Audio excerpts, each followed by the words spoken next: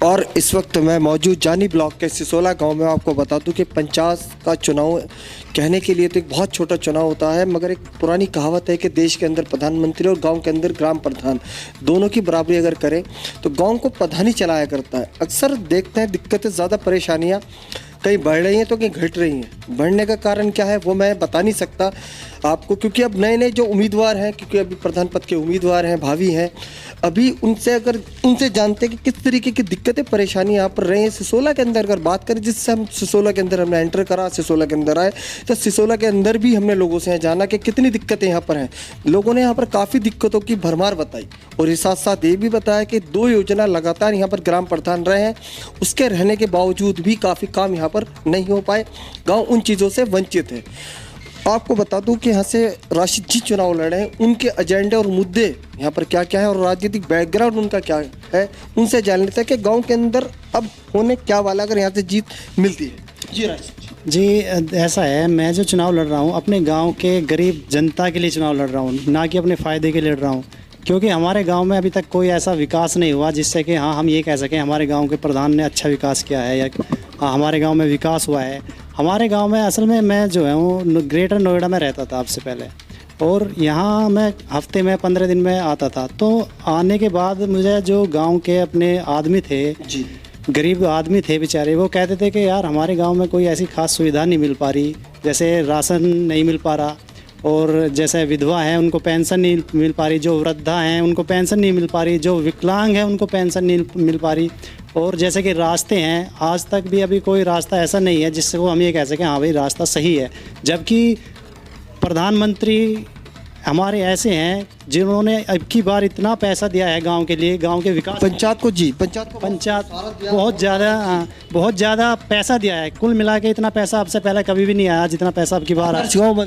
आदर्श गांव भी बन सकता था, कोई भी गली रास्ता ऐसा नहीं रह सकता था जो मतलब ख़राब हो। और गांव जो हैं जिसमें एक्टिव प्रधान है, उन्होंने अपने गांव में बहुत कुछ किया है, खंभों पे लाइट लगाई हैं, रास्ते सही आरसीसी के करवाए हैं, और जी जो पेंशन वगैरह है, कोई विकलांग पेंशन या वृद्धा पेंशन बहुत पेंशन बनवाई है, लेकिन हमारे गांव में बहुत ना की बराबर पेंशन है। कोई कह नहीं सकता कि हमारे गांव में ये सब हुआ है। और सबसे मेन रहा है कि जो राशन कार्ड हैं हमारे गांव में, अब से पहले कुल मिलाकर लगभग 400 राशन कार्ड थे, जो हमारे गांव के आदमी हमसे शिकायत करते थे भाई राशन नहीं मिलता। हमने जो है उनके मुद्दों को आगे ले जाके जो है डीएम साहब से मिले और भी आगे गए, उन्होंने कहा कि राशन बनवाओ, राशन कार्ड बनवाओ, राशन मिलेगा। हमने देखा कि राशन कार्ड बनवाए लोग, आज हमारे गांव में 1072 राशन कार्ड हैं। शायद अगर इस वजह को ये कहें कि आपने इतनी मेहनत की, एक ग्रेटर नोएडा में आप रहते थे और वहाँ से आपने बहुत कुछ सीखा कि एक मल्टीप्लेक्स सिटी है इस टाइम पर ग्रेटर नोएडा। आपको लगता था कि जब मैं गांव में जाता हूं, गांव के अंदर मुझे दिक्कतें परेशानी काफ़ी नज़र आती हैं, लोग बताते हैं, उन दिक्कतों को लेकर आपने सोचा कि एक समाज सेवी के तौर पर मैं भी इस काम को करूं। जी, ऐसा है कि मैं अपने काम को छोड़ के अपने गांव के लिए आया हूं, अपने गांव के विकास के लिए आया हूं, समझे। मैं अपने गांव को चाहता हूं कि मेरा गांव आगे बढ़े, जैसे कि ग्रेटर नोएडा के गांव हैं या और गांव हैं, उनकी तरह ही मेरा गांव भी स्मार्ट विलेज बने, रास्ते अच्छे हों, और जो है मतलब विकास इतना अच्छा हो कि हाँ लगे कि हमारा गांव बिल्कुल अलग चमके, स्मार्ट विलेज जिसे बोलते हैं जी, वो अलग दिखाई दे। मैं असल में क्या है कि मैंने आरटीआई के द्वारा जो आरटीआई गेरी है उसमें जो है मैंने बहुत कुछ देखा। मैंने सारे कागज़ मेरे पास हैं, अप्रूवल मतलब जो सेक्रेटरी और प्रधान के साइन मोहर लगे हुए हैं आरटीआई द्वारा मैंने वो प्राप्त किए। उससे ये पता चला कि जो रास्ते नहीं बने वो भी कागज़ों में बने हुए हैं। हमारे पड़ोस में ही मदरसे के पास 2 रास्ते हैं, एक बाईं साइड एक दाएं साइड, ठीक है।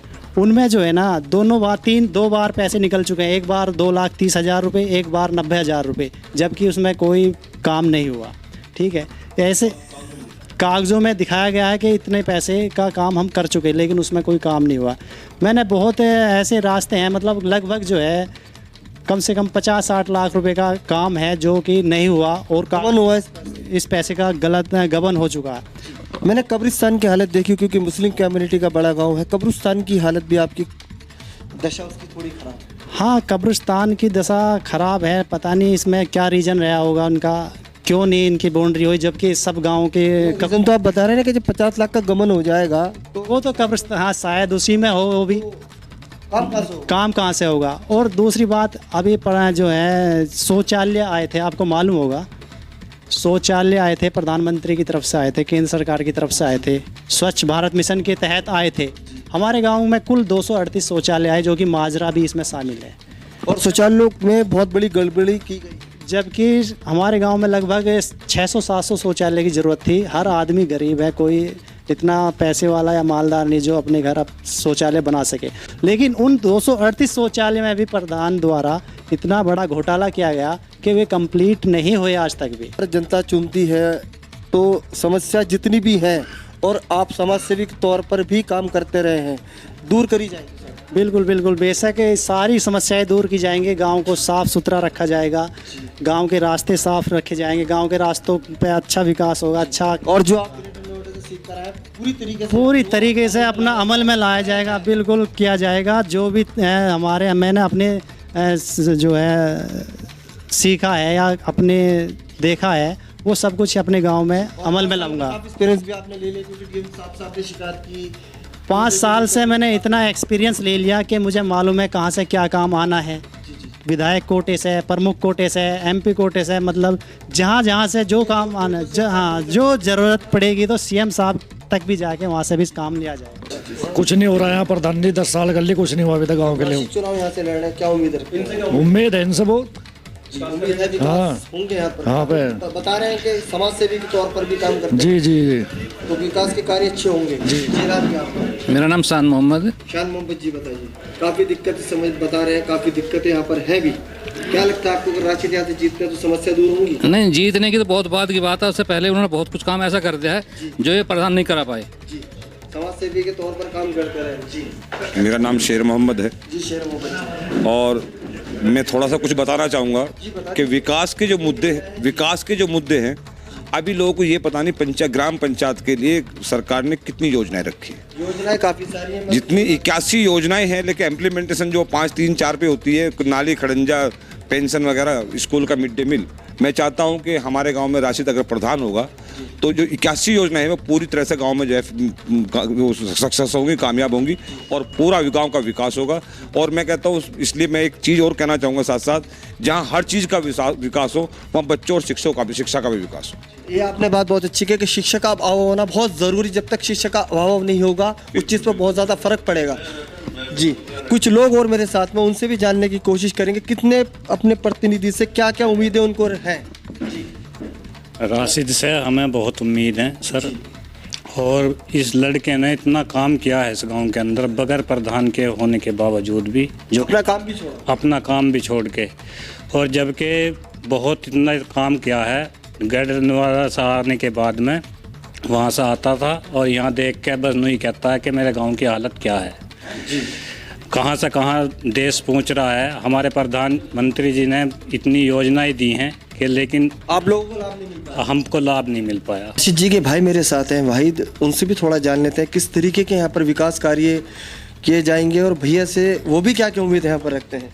जी, काफ़ी मेहनत आप लोगों ने की है। हाँ, आप भी उसमें इन्वॉल्वमेंट आपकी भी होगी। जी जी जी जी जी। एक्चुअली मैं महिंद्रा में एरिया मैनेजर हूँ और मैं सिसोले को बिलोंग भी करता हूँ। तो मैंने यहाँ पे आके देखा कि लोग इतने पढ़े लिखे नहीं हैं, लोगों को कुछ मालूम भी नहीं है इतना ज़्यादा। बट इस बार हमने सोचा कि पढ़े लिखे लोग रहेंगे तो अच्छे विकास वाली बातें की जाएंगी।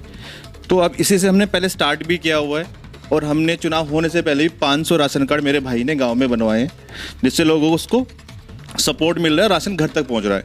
तो हमारी यही उम्मीद रहेगी कि आगे भी और जो भी विकास के लिए यहाँ पे योजनाएं आएंगी उसमें हम अच्छे से उसको उपयोग करें, यानी पूरी तरीके से डेवलप कर दिया जाएगा गाँव। बिल्कुल बिल्कुल, उससे पहले ही हम पूरी तैयारी जी जान से लगा रहे हैं। और मैं सबसे गुजारिश भी करूंगा तहे दिल से कि सब हमें वोट करें और इसमें हमारा सम्मान रहेगा। ऐसा है कि मेरी लोगों से हाथ जोड़ कर विनती है, गुजारिश है कि ज़्यादा से ज़्यादा वोट मुझे देने की कोशिश करें, मुझे ग्राम प्रधान बनाने की कोशिश करें, जिससे कि मैं और ज़्यादा मेहनत कर सकूं और ज़्यादा विकास गांव में कर सकूं। और बस ये है कि मुझ पे जो है जितना भी गांव में विकास होगा उतना करूंगा।